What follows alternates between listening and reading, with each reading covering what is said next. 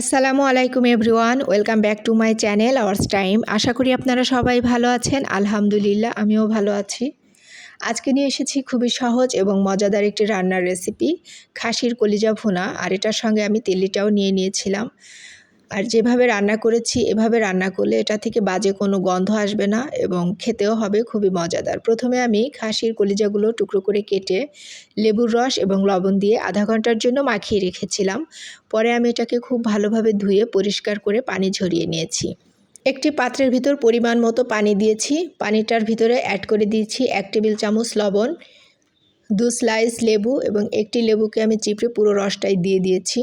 এরপর পানিটা যখন মোটামুটি ফুটে উঠবে এই সময় আমি কলিজাটা পানির ভিতরে অ্যাড করে দিয়ে খুব ভালোভাবে নেড়েচেড়ে পানির সঙ্গে মিশিয়ে নিচ্ছি। আর এটা বলক উঠে গিয়েছে, দেখুন উপর দিয়ে কতটা ময়লা ভেসে উঠেছে। এভাবে আমি 15 মিনিট এটাকে জাল করে নিয়েছি। এরপর এটাকে ছেঁকে ভালোভাবে ধুয়ে পরিষ্কার করে এর উপর থেকে যে চামড়া থাকে বা আঁশটা থাকে এটা আমি তুলে নিচ্ছি, কারণ এটা থাকলে কলিজাটা রাবারি হয়ে যাবে এবং খেতে মজা লাগবে না। এরপর আমি চুলার ভিতরে প্যান বসিয়ে দিয়েছি। প্যানটা গরম হয়ে গেলে এখানে আমি 1 কাপ পরিমাণ সয়াবিন তেল অ্যাড করে দিয়েছি। তেলটা গরম হয়ে গেলে আমি এর ভিতরে দিয়ে দিচ্ছি গোটা গরম মশলা। এটাকে আমি নেড়েচেড়ে একটু ভেজে নিচ্ছি। যখন এটা থেকে খুব সুন্দর একটা অ্যারোমা বের হবে তখন আমি এর ভিতরে 1.5 কাপ পরিমাণ পেঁয়াজ কুচি অ্যাড করে নিব। প্রথমে 1 কাপ দিয়ে দিয়েছি, এখন আমি আরও হাফ কাপ পরিমাণ অ্যাড করে নিচ্ছি। এটাকে আমি খুব ভালোভাবে নেড়েচেড়ে তেলের ভিতর ভেজে নিব। একদম ব্রাউন কালার করব না। যখন এটা নরম হয়ে আসবে এবং হালকা কালার আসবে তখন আমি এর ভিতরে সব মশলাগুলো অ্যাড করে দিব।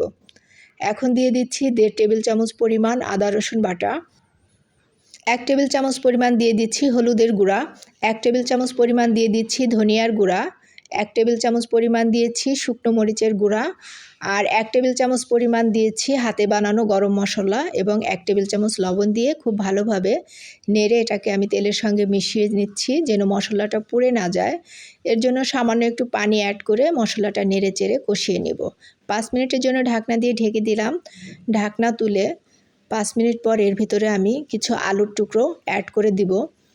আর এটা আমি মশলার সঙ্গে একই সঙ্গে কষিয়ে নেব যেন আলুর ভিতরে লবণ এবং মশলা খুব ভালোভাবে প্রবেশ করতে পারে।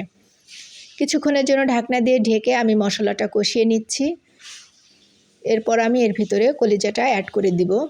নেড়েচেড়ে একটু চেক করে নিচ্ছি।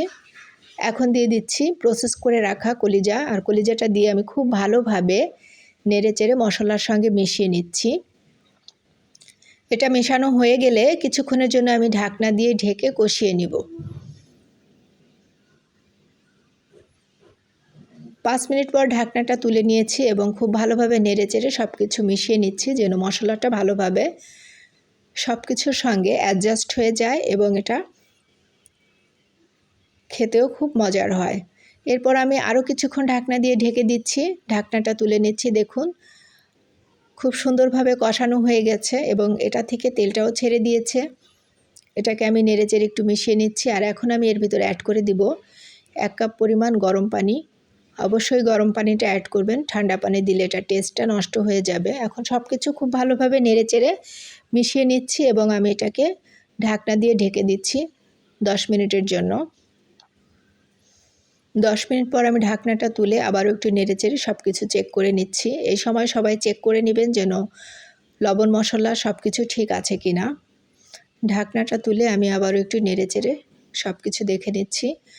একদম গ্রেভিটা শুকিয়ে ফেলবো না, একটু মাখা মাখা থাকবে। এই অবস্থায় আমি এটাকে নামিয়ে নিব।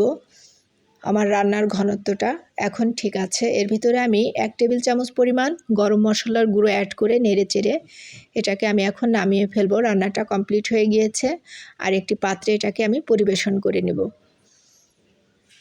দেখুন দেখতে কতটা সুন্দর লাগছে, খেতেও ছিল খুবই মজার। অবশ্যই আপনারা এভাবে ট্রাই করতে পারেন। আশা করি আপনাদের কাছে ভালো লাগবে। ধন্যবাদ সবাইকে ধৈর্য ধরে ভিডিওটি দেখার জন্য।